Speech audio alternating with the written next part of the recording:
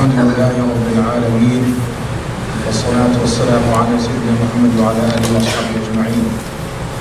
الحمد لله نحمده ونستعينه ونستغفره ونعوذ بالله من شرور أنفسنا من سيئات أعمالنا. من يهده الله فهو المهتد ومن يضلل فلا هادي له. وأشهد أن لا إله إلا الله وحده لا شريك له وأشهد أن محمدا عبد الله ورسوله. يقول الله عز وجل في القرآن الكريم بعد أعوذ بالله من الشيطان الرجيم: يا أيها الذين آمنوا اتقوا الله حق تقاته ولا تموتن إلا وأنتم مسلمون. يا أيها الذين آمنوا اتقوا الله وقولوا قولا سديدا يصلح لكم أعمالكم ويغفر لكم ذنوبكم ومن يطع الله ورسوله فقد فاز فوزا عظيما. Inshallah, today the topic that I'm going to be discussing, again with the clear disclaimer that this is a very huge topic and in no way, shape or form can be encompassed in the 30 minutes or less that we have in this khutbah. But nonetheless, I believe it to be a very critical topic, a foundational, fundamental topic that needs to be discussed. And I think it's something any of us can work on, inshallah. And that topic is the salah. What is this, the salah? What does it mean to us as Muslims? How important, how is it a part of our identity? How can we relate to it? And what does it mean ultimately? And how have others before us, who are much better than us, viewed the importance of salah? And I'm going to end with the second khutbah, inshallah, just some very, very brief benefits of doing the salah as it should be done. And of course, there's much more on this topic, and you are free, inshallah, to look into it. So I always prefer to begin with a linguistic definition and understanding of salah.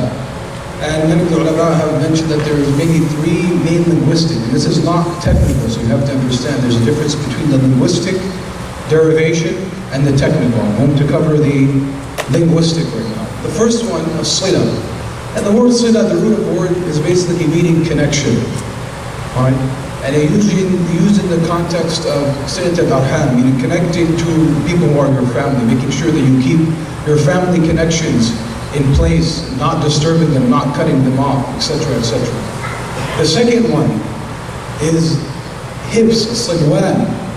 And this, basically in the context of salah, it may refer to the salah being like the central core of our worship to Allah subhanahu wa ta'ala, and we'll discuss that a little bit later. Because if the core is weak, the whole body will break apart. And the last one, as-sali, which is used in the context of burning. Aslawna nar jahannam. In the Quran, Allah subhanahu uses the word to those, to describe those who are going to burn in hellfire, wa'adhu billah. And this is important because, as we know, as a similar word as al-fitan and fitna, is that the fire is used in the context of perfecting and purifying metal. In the same way that salah may perfect and purify a Muslim in his connection to Allah subhanahu wa ta'ala and keeping him away from doing evil and incorrect deeds. And again, we'll cover that a little bit later on. There are many technical definitions that are used in the context of the Sharia. There's about 7. I'm not going to cover all of them, but I will cover 1 or 2 as we go through the khutbah, inshallah. And there may be more. Briefly, the history of salah. Salah began as, and there is some difference of opinion in this issue, but before the Isra and Mi'raj, when the salah was mandated 5 prayers a day, and as we know, the famous narration of Musa alayhi salam, it was narrated, many of the ulama believe that the Muslims used to pray 2 prayers. One before Fajr, one for Fajr Salah, and the one right before, around Maghrib, right before sundown. And some also mentioned that there was a mandatory night prayer, right, as mentioned in the end of Surah Al-Muzammil. Nonetheless, it was on the night of Isra wal Mi'raj when the Prophet ﷺ went to talk to Allah subhanahu wa ta'ala in the highest level. And we know that this salah was the only ibadah that was given to the Prophet ﷺ in Isra wal Mi'raj, directly from Allah subhanahu wa ta'ala. And there is a huge significance in that reality. Moving forward, we see that the Prophet ﷺ was first commanded to tell the believers to pray 50 salahs. On his way down, in a very famous Sahih narration, he met Musa alayhi salam, and they had back and forth, and Musa advised the Prophet to go back to Allah subhanahu and reduce the number. In the end, Allah subhanahu wa ta'ala reduced the number to 5, but he gave the reward of 50 because the command of Allah subhanahu wa ta'ala does not change. And so for our 5, we get the reward of 50 every day. The interesting thing here, for a very brief tangent, we see there is a relationship between as-salah and Musa alayhi salam. And how does that happen? Number one, we see that he is evident in being given the command by Allah Ta'ala to establish the salah 5 times. He's there talking, advising the Prophet during Isra and Mi'raj. As narrated in Sahih Muslim, on his way back from Isra and Mi'raj, the Prophet saw Musa alayhi salam, he saw Musa alayhi salam praying, standing in his grave praying. And there's another narrative in Bazzar that is also narrated in Sahih that all the prophets and messengers are given the gift to pray, to be able to pray in their grave while they are in their grave, after their death. And now, you might think that what's the point of this? Because salah is a mandatory deed for the people who are alive. I thought when we pray, we don't have to, when we fast, we don't have to pray. What's the connection? Because the salah is a connection to Allah subhanahu wa ta'ala. It is a symbol of having a strong relationship with Allah subhanahu wa ta'ala, and it's a gift to the prophets and messengers that the ulama have mentioned that they are allowed to pray after their death in their graves. And this applies to all the prophets and messengers. Musa alayhi salam, you see in his story, in this brief tangent, when Allah subhanahu wa ta'ala, as we know, when he was going back from Midian to Masr, and he sees the fire, right? And he goes to see what's there. And Allah subhanahu wa ta'ala talks to Musa alayhi salam, وَكَلَّمَ اللَّهُ مُوسَى تَكْلِيمًا. And Allah subhanahu wa ta'ala tells him the first thing, he tells him, إِنَّنِي أَنَا اللَّهُ فَاعْبُدْنِي وَأَقِمِ الصَّلَاةَ لِذِكْرِي. The first thing that Allah subhanahu wa ta'ala tells Musa alayhi salam is, verily I am your Lord Allah. So worship me and establish the prayer for my remembrance. This is the foundation, the crux of the da'wah. Of any Muslim doing any sort of good, you must have a solid foundation in number 1, knowing who Allah subhanahu wa ta'ala is, and number 2, establishing worship, and specifically the prayer. And we see that this salah is the cornerstone of every prophet and messenger. As mentioned in another narration, the extra prayers. The Prophet ﷺ mentioned that the 4 rak'ah salat al-duha is the prayer of the prophets and the messengers. This is not even the foundational 5 times a day. And as we all know, salah is not new to Islam, meaning it came in the Sharia before us, amongst the Jews and the Christians, as mentioned many times in the Quran. And even today, if you search for certain videos on YouTube, etc., you will find people of the book, the Jews and the Christians, Orthodox, ultra-Orthodox, praying in a fashion that's very similar to ours. And that shouldn't come as a surprise to us. There should not be any surprise, because we know all the prophets and messengers pray to Allah subhanahu wa ta'ala. Furthermore, in Allah subhanahu wa ta'ala defining the mu'min in Surah Al-Mu'minun, the first sifa, the first characteristic, right? قَدْ أَفْلَحَ الَّذِينَ هُمْ فِي صَلَاتِهِمْ خَاشِعُونَ. Allah subhanahu wa ta'ala mentions that the mu'minun, their first characteristic, and that they are humble, they're khashi'een, they are modest before Allah subhanahu wa ta'ala, and they're attentive, they're paying attention. And there are about maybe 6 or 7 verses that talk about the characteristics of the believers, and Allah subhanahu wa ta'ala ends that section again, وَالَّذِينَ هُمْ عَلَى صَلَوَاتِهِمْ يُحَافِظُونَ أولئك هم الوارثون الذين يرثون الفردوس هم فيها خالدون. And it is them, the believers. This is how he ends the characteristics of the believers. It is those who on their prayers they keep secure in their timings, right? And those are the people who will inherit paradise. And the paradise that Allah subhanahu wa ta'ala mentions in that beginning of that surah is al-Firdaus. And al-Firdaus, as we know, is the highest level in paradise. Al-Firdaus al-A'la. As the Prophet mentioned, if you ask Allah subhanahu wa ta'ala for paradise, and ask Him for Firdaus al-A'la, ask Him for the highest level. Because Allah subhanahu wa ta'ala, it's very easy for Him to guide you to reach that level. It's not hard. And another snippet we see, we're going to transform it a little bit inshallah into the seerah and understand how has the salah been mentioned. We have the narration of Abdullah bin Mas'ud And this is a Sahih narration when we asked the Prophet ﷺ, which of the deeds are the most beloved to Allah subhanahu wa ta'ala? And what did the Prophet ﷺ mention? As-salatu ala waqtiha. The first thing, the prayer in its due time. The second one I will mention just because it's good to know, birrul walidayn. The second thing that he mentioned, because he kept asking him, is to show righteousness and kindness to your parents. Again, we have another narration, and these are two narrations narrated two different ways. Where the first thing, and I'm summarizing here, the first thing that the abd will be asked about on Yawm al-Qiyamah is his salah. The first thing to be asked about on the Day of Judgment, if you are questioned, is your prayer. Did you complete it? Did you do it? Did you finish it, the 5 on their time as you were supposed to? If you did, then everything, as mentioned in the narration, if he completed it, then everything afterwards will be easy, will be good to go. Because if you establish the salah, as we know, Allah subhanahu wa ta'ala, you have a contract with Allah subhanahu wa ta'ala to help you and assist you, and that's assuming you do it correctly. And if you don't, then everything afterwards, you're going to run into some issues. We ask Allah subhanahu wa ta'ala to forgive us for our shortcomings. Now, how did the Prophet ﷺ view the salah? And again, this goes back to how the prophets and messengers view the salah in general. We know that the Prophet ﷺ, during the lifetime, during his lifetime, he would tell Bilal, "Oh Bilal, call the prayer and bring us comfort by Rihna biha ya Bilal." Whenever he would tell Bilal to make the iqamah, he would tell him, "Bring us comfort, bring us tranquility through the salah." The salah was a way of the Prophet ﷺ to bring comfort to himself. If he was feeling sadness or grief, to remember Allah subhanahu wa ta'ala. To recite from the Quran in the salah. This is devotion to Allah. As we know, Bilal, when the Prophet ﷺ, he saw him praying a long night, every night in the Tahajjud salah. And he asked the Prophet ﷺ, "Oh Ya Rasulullah, why are you praying? If Allah subhanahu wa ta'ala forgave you of your past and future sins."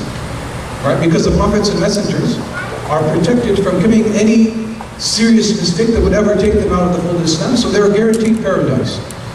And the Prophet ﷺ's response was, "Should I not be a thankful slave? Should I not be a thankful slave?" And this is the mindset that the Prophet ﷺ had about the salah. It was a comfort. It was showing thankfulness to Allah subhanahu wa ta'ala. It wasn't just, let me just do my 5, and there's nothing wrong with them. And then I'm going to forget about the rest. The mindset is important, because if you have that mindset, the 5 daily prayers will become very easy, inshallah, bi'idhnillah azza wa jalla. In another instance in the seerah, we see that the Prophet ﷺ, he had a young boy that used to serve him, that used to work with him. And his name is Rabi'a ibn Ka'b. And this young man, the Prophet ﷺ was very happy with him. And he told them, "Oh Rabi'a, tell me, what do you want me to make dua for you to Allah subhanahu wa ta'ala for?" And he said, "Let me think about it, Ya Rasul, let me think about it." So he went and he thought about it.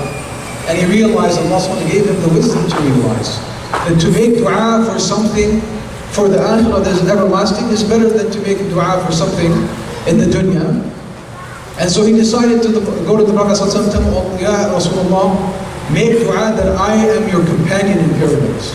So the Prophet ﷺ, he asked him, "Do you want anything else?" He said, "No, this is what I want." And the response of the Prophet ﷺ to Rabi'a was, "A'adni ala nafsika bi kathrati as-sujud." Help me with this by increasing the sujood, by increasing the salah, your nawafil. Because this is what that will raise your levels in the hereafter.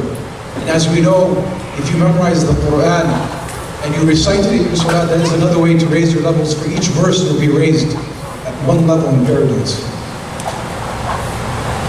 The Prophet ﷺ, even during his death, one of the things that was narrated that he said by Ali ibn Abi Talib is that he was basically on his deathbed, and one of the things that he reminded his ummah with was the prayer, as-salah was one of the last things he said, and we see this appreciation and love for salah translated and imprinted upon the Sahaba. We see, for example, how Bilal ibn Abi Rawah, when the Prophet ﷺ narrated that he heard his footsteps in paradise, and he asked him, Bilal, what are you doing? And he said, Ya Rasulullah, all I do is every time I make wudu, when I finish making the wudu, I pray as much as Allah subhanahu wa ta'ala has written for me. And it became a sunnah from then on. Whenever you make wudu, that there is a sunnah to make 2 rak'ah for that wudu. And we see, subhanAllah, even in the death of Umar al-Khattab, when he was stabbed during the famous incident, while he was stabbed during the prayer, they carried him away from the Majlis al-Salah, from the masjid. And he passed out because he was bleeding heavily internally from the stabbing wounds in his stomach.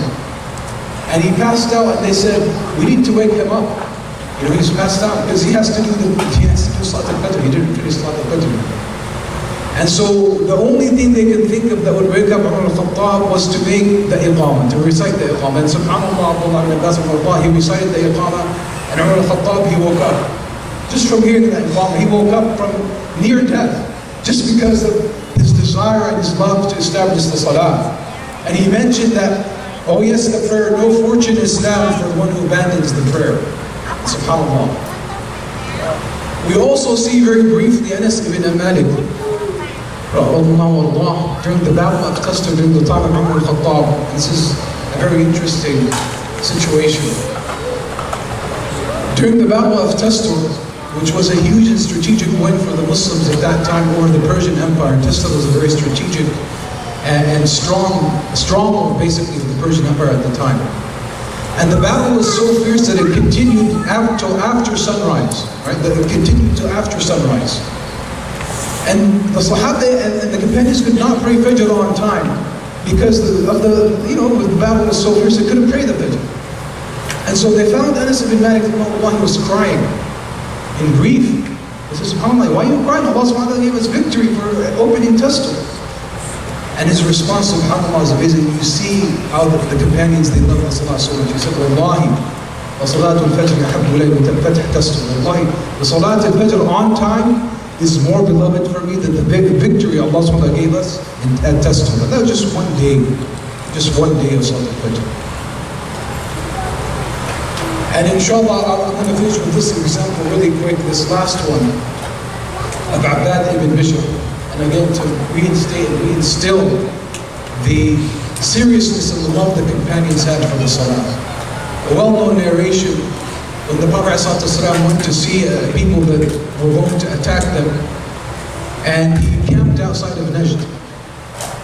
And Ammar ibn Yasir and Abbad ibn Bishr, they were assigned to watch over the Muslims during the night, to guard over the Muslim camp. And so Abbad ibn Bishr, he decided to wake up, stay awake the first night, and Ammar was going to stay awake the second night. And it was narrated that he was reciting the Surah Al-Kahf in his prayer. And then while he was reciting this surah, while he was praying, one of the enemies from Najd, he came and he shot 3 arrows at him, one after the other. And his response to that, he would just pull them out and continue praying. Until to the point where he got so weak because of bleeding that he had to wake Ammar up and tell him, to go basically. It's starting to get serious. And I'm not here to share these examples with you to tell you that you need to do this sort of action to be good people. Don't get me wrong. But there is something, and when we tell these stories, and I know some students of knowledge, they don't like to share these stories because they feel like it will throw despair in the hearts of people. But the reality is, all we are doing is we are reflecting a state of mind, a state of being of the best people that existed since the time of the Prophet ﷺ and in the history of humanity. And it's important that we visit these examples, that we visit these stories, because we have to set these people as our role models to look up to them. Because if we set as our role models people who don't know what Islam is, like for example, someone from the government may tell you what does it mean to be a good Muslim, or someone who doesn't know what Islam is may tell you what it means to be a good Muslim, then we're going to become misguided. So it's always good to refer to these righteous people before us to see at what level did they understand, practice, comprehend Islam, and what mindset they had about the obligations that Allah subhanahu wa ta'ala put before them. Inshallah, in our second khutbah, and there's actually a lot more material, but for the sake of time, I have to cut it short. But inshallah, in the second khutbah, I will inshallah continue to talk briefly about some of the benefits of salah. So we ask Allah subhanahu wa ta'ala to make us of those who inshallah establish the salah. قولوا قولي هذا واستغفر الله لي ولكم واستغفروه إنه هو الغفور الرحيم.